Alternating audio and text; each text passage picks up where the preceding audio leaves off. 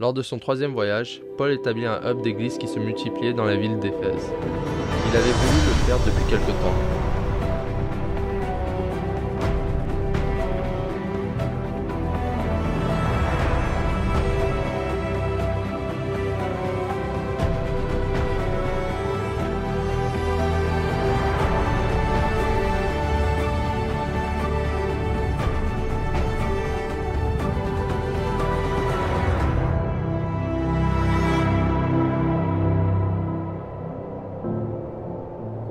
En suivant des flux relationnels et en implantant des églises dans des cercles familiaux élargis, Paul obéissait aux principes ethnées de la Grande Mission. Lors de son troisième voyage missionnaire, Paul cultiva l'approche du hub pour la multiplication des églises. Et ce faisant, il suivait l'exemple de Jésus. Avant son ascension, Jésus attira l'attention sur le message de son royaume, qui sortirait de Jérusalem, pour atteindre des cercles d'influence de plus en plus étendus. Il déclara « Mais vous recevrez une force quand le Saint-Esprit descendra sur vous. Vous serez alors mes témoins à Jérusalem, dans toute la Judée et la Samarie, et jusqu'au bout du monde. » Malheureusement, à cause de la résistance parmi les juifs chrétiens au sujet de l'évangile allant aux païens non-juifs, le hub pour les mouvements missionnaires du Nouveau Testament se déplaçant de Jérusalem à l'église multiculturelle d'Antioche. Mais ceci signifiait la multiplication. Lors de son troisième voyage, Paul établit un hub d'église qui se multipliait dans la ville d'Éphèse. Il avait voulu le faire depuis quelque temps. À la fin de son deuxième voyage, il avait emmené Aquilas et Priscille là dans la cité. Éphèse était un important centre commercial sur la route romaine de Rome à l'est. Avec une population de 250 000 personnes, Éphèse se flattait de posséder une des 7 merveilles du monde antique, le temple d'Artémis, qui attirait des milliers de gens à ses fêtes. Paul pouvait partager l'évangile à ces personnes et elles pouvaient apporter l'évangile à travers la province romaine d'Asie. Dans ce récit, nous voyons l'extraordinaire combinaison de la pensée stratégique de Paul et des occasions nées de l'Esprit de Dieu. Une importante présence juive procura à Paul ses premiers convertis. Priscilla, Aquilas et Apollo préparèrent la voie. Le Saint-Esprit honit une équipe de la cité et Paul était préparé à rester à l'arrière-plan et à transmettre. Paul n'établit pas une station de mission, entourée de murs et isolée de la cité. Ceci est vraiment important lorsqu'on pense à un hub pour des églises qui se multiplient.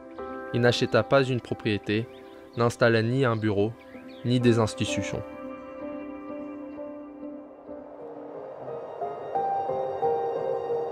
D'abord, Paul travailla les flux relationnels, se connectant à travers les synagogues. Les fabricants de tentes, Priscille et Aquilas, y avaient fait le travail de terrain. Ensuite, il trouva une équipe de la récolte. Environ 12 hommes qui avaient été baptisés par Jean-Baptiste, qui acceptèrent le Seigneur Jésus alors, furent baptisés en son nom et furent baptisés par le Saint-Esprit. Ce n'était pas la taille de son équipe qui comptait pour le mouvement, mais une équipe faisant partie de la récolte qui était ointe par l'Esprit. Enfin, Paul utilisait un espace public, la salle de conférence de Tyrannus, pour son enseignement et sa formation de chaque jour. Les mouvements n'arrivent pas par hasard. C'était un travail de terrain et fatigant.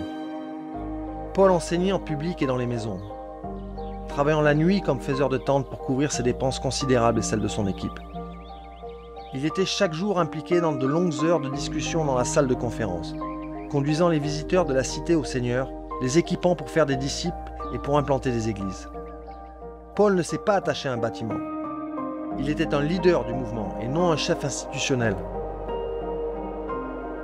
Les églises se sont multipliées du hub d'Éphèse. Les 7 églises d'Asie qui reçoivent des lettres dans l'Apocalypse ont été fondées à cette époque. Éphèse, de même que Smyrne, Pergame, Thyatire, Sardes, Philadelphie et Laodicée.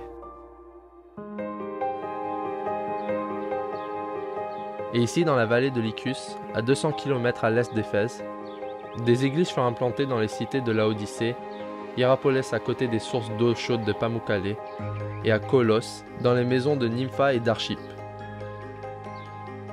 Même si Paul disait qu'il voulait visiter ces églises, il n'y a aucune indication qu'il l'ait fait. Bien sûr, il était un leader de mouvement, ne rassemblant ni les personnes ni les églises autour de lui. Dieu a fait des miracles extraordinaires dans ce hub, à l'avant-garde de la mission. L'impact de l'approche de ce hub fut énorme. En 2 ans, avec Paul multipliant d'Éphèse, tous les Juifs et Grecs qui vivaient dans la province d'Asie purent entendre la parole du Seigneur. Les meilleurs leaders ne sont pas ceux qui ont le plus de disciples, mais ceux qui développent et déploient d'autres leaders. Paul était un leader de mouvement. Les leaders de mouvement cultivent, équipent, transmettent et s'en vont. Il était temps pour Paul de partir pour que le mouvement à Éphèse puisse se multiplier. Il avait envie de cultiver un autre hub à Rome, le centre de l'Empire, et puis, peut-être, en Espagne.